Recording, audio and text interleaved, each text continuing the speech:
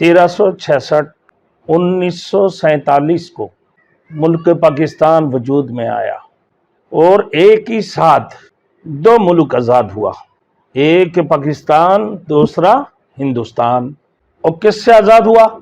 British अंग्रेज़ों की हाथों से। जो ये लोग अपने आप को आज़ाद कराया, उनकी गुलामियों से, अंग्रेज़ों की गुलामियों से अपने आप को आज़ाद कराया है। तो हम 14 अगस्त की खुशियाँ मनाते हैं, सेलिब्रेशन करते हैं, और इंडिया 15 अगस्त को करते हैं। और अगर इंडिया 14 अगस्त को करते हैं तो हम 15 अगस्त को करते हैं। लेकिन पाकिस्तान का जो मतलब है वो क्या है? ला इलाहा इल्लल्लाह। तो शब कदर की रात था।